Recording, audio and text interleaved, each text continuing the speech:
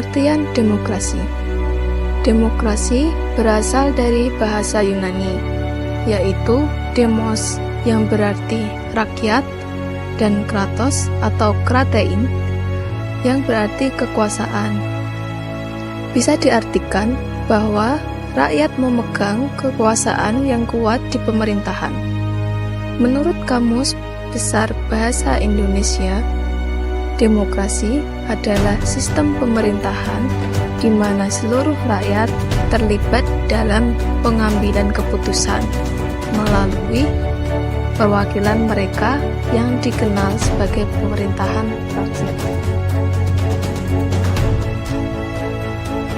Sistem demokrasi ini pertama kali muncul pada Yunani kuno di negara kota Athena. Kekuasaan tersebut dipimpin oleh Cleisthenes yang merupakan bapak demokrasi Athena pada abad ke-6 sebelum Masehi. Demokrasi yang digunakan yaitu demokrasi secara langsung, suatu bentuk pemerintahan di mana hak untuk membuat keputusan-keputusan politik dijalankan secara langsung oleh seluruh warga negara yang bertindak berdasarkan prosedur mayoritas. Adapun pelaksanaan demokrasi, yaitu seluruh warga Athena memiliki hak bicara dan memberi suara kecuali wanita, budak, orang asing, pria di bawah usia 20 tahun, kemudian keputusan diambil berdasarkan mayoritas. Sekitar tahun 400 sebelum Masehi, di bawah kekuasaan Jenderal Pericles, para jenderal merupakan satu-satunya penjabat publik yang dipilih, bukan ditunjuk. Demokrasi Athena mulai berkembang menjadi sesuatu yang kita sebut aristokrasi. Pemerintahan yang oleh Herodotus disebut sebagai satu orang yang terbaik. Meskipun cita-cita dan proses demokrasi tidak bertahan lama di Yunani kuno yang telah mempengaruhi politisi dan pemerintahan saat itu. Perkembangan demokrasi di Indonesia. 1. Masa pertama, demokrasi konstitusional pada tahun 1945 sampai 1950. Di masa ini, peranan parlemen dan partai sangatlah menonjol. 2. Masa kedua, demokrasi terpimpin pada tahun 1959 sampai 1965. Mulainya, masa ini ditandai dengan dikeluarkannya dekret presiden. Dalam prakteknya, masa ini berakhir dengan peristiwa G30S pada tanggal 30 September tahun 1965. 3. Masa ketiga, demokrasi Pancasila pada tahun 1965 sampai 1998.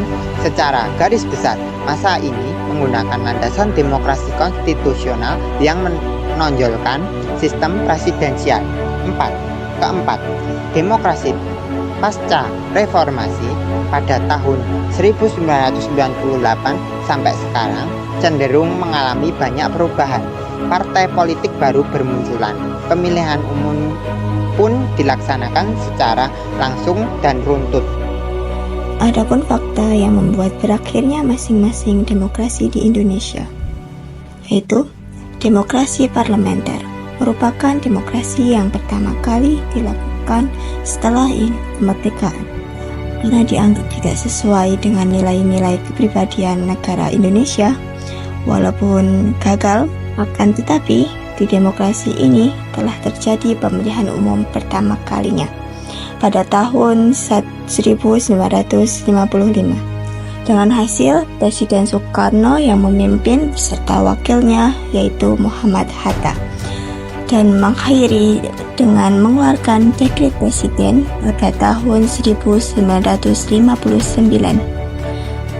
Kemudian setelah dikeluarkan dekret tersebut, muncullah demokrasi baru yang diumumkan oleh Soekarno, yaitu demokrasi terpimpin yang saat bersamaan diterapkan kembali UUD 1945.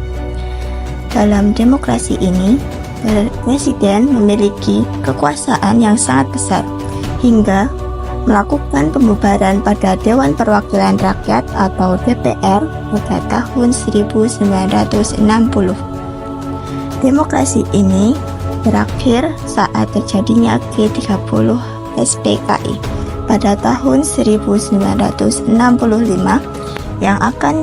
yang dikarenakan ingin menjadikan negara Indonesia sebagai negara komunis dengan yang disasarkan para prawira TNI AD Indonesia, yang mengakibatkan perubahan yang besar pada struktur pemerintahan negara.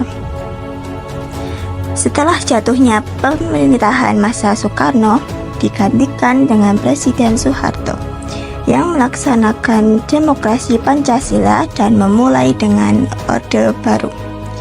Pada demokrasi ini mengusahakan mengimplementasikan nilai-nilai Pancasila dan UUD 1945. Namun saat pelaksanaannya banyak terjadi otoritarisme, korupsi, dan kolusi yang menyebabkan tidak ada kebebasan dalam berpolitik.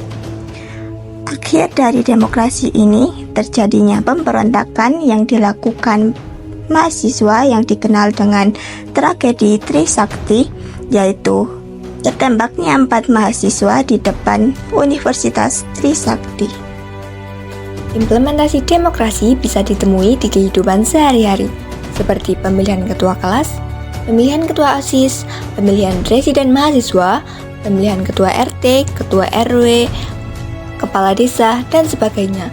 Selain itu, implementasi demokrasi paling berpengaruh di Indonesia adalah pemilihan presiden dan wakil presiden, serta pemilihan kepala daerah yang selalu dilakukan serentak setiap 5 tahun sekali di Indonesia.